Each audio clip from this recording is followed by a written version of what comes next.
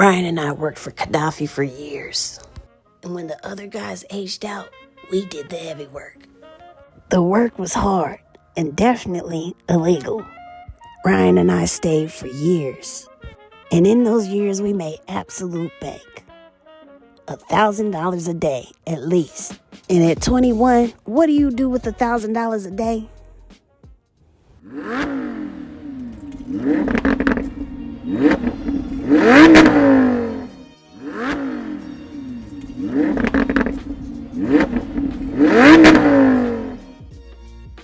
We got our dream cars, 2 Mustangs. And you couldn't tell us nothing. At all.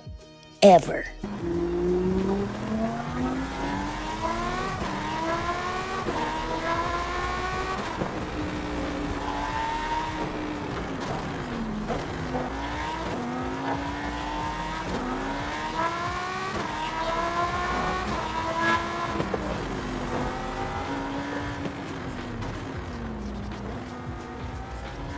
We had spoke about this since we were little boys.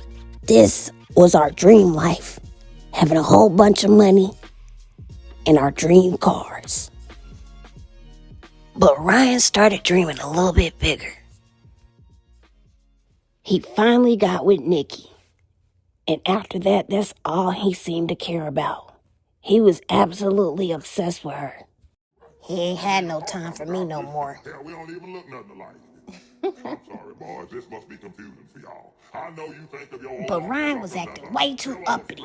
He didn't even want me in the room with my favorite show on. We know what it's like to have an abusive Yeah, man. Physical abuse. Hey, this ain't about me. Leave that alone. The endless work. Clean up your room. Take out the trash. Do your homework. Yo, this is so Always funny, walking bruh. on edge. You remember when this first came out and I said I was Riley and you were Huey? How things have changed, bruh. That's crazy, man. Right, Ryan? Yo, bro, you can't just read a room. I'll talk to you later, dude. Oh, come on. He could have stayed. What?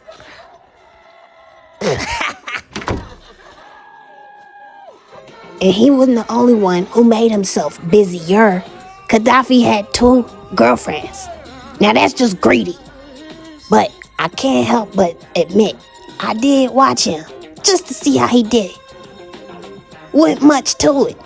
He watched TV, they watch, he watch, they watch, and then they watch again. This was dumb. And he was uglier than me. I didn't need a woman right now, so I spent my money on clothes.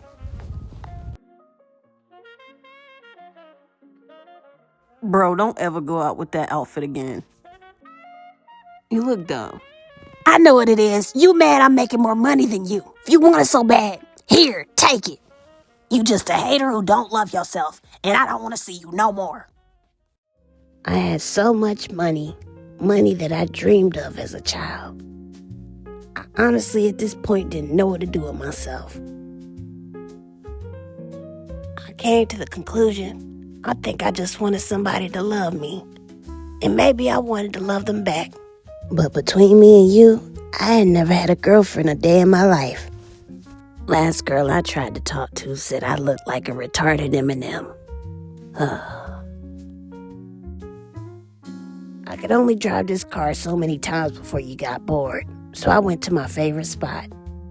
And I saw something that made me want to projectile vomit. A couple minding their business, showing each other love. It was absolutely disgusting, and I wanted every bit of it. So I did the thing that Keisha always told me to do when I got upset. Pray and forget about it. So I did, and weeks went by. And just like that, she passed right by me, and I was starstruck. I ain't even know what to say. What you know about Amy Winehouse? Huh? You don't look like you know much about her. That was probably the worst thing to say to a woman. But it was something about her vibe that told me she wasn't gonna trip too much about it. Who else you listen to? I listen to about everything. What about you? R&B. She ain't even judge me. And weirdly enough, Me and her ended up talking about music for hours. She was so fun to talk to. We listened to almost everything in the record store that day. And in that moment, I completely understand what Ryan was going through. I fell for her hard, and I fell fast. From that day on, we were absolutely inseparable. We talked on the phone for almost 8 hours a day. If she was at work, I was at work too. But I made sure I talked to her. And I finally had somebody other than myself to spend my money on. I talked to her for about a month until I asked her to be my girlfriend. And Ny'asia, you real special to me. I wanted to ask, will you be mine? Yes. See, I'm glad you asked. Finally. I was already a girl in my head, though. We were the absolute perfect match. You couldn't have told me nothing about Asia. And I love spoiling her. Thank you, Dean. Next time we go out, we gotta go out to that new store. I'd spend my last on her. And if I had more, I'd give it all to her. My money alone wasn't what made her stay. This was just a genuine person. And in my mind, she deserved the world just for that.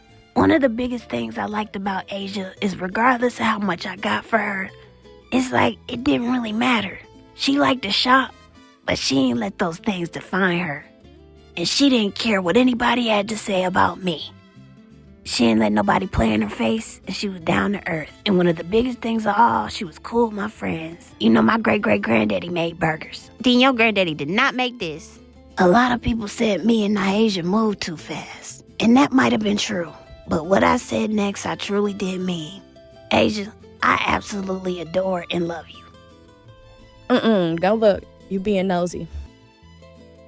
It was simple. That's how this all started. Ryan had his girl and I had mine. But one of the weirdest things happened when I started talking to Ny'asia.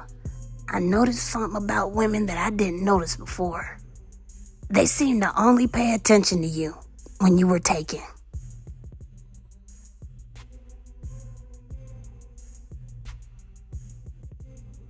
Are y'all ready? Because I am. Right, Maya? I finally had my woman.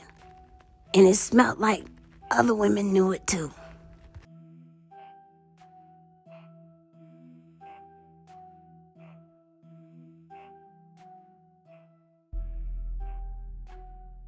I kept buying Asia whatever I could.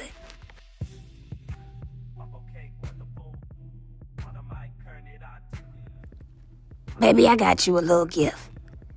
Happy 2-month anniversary. You deserve it.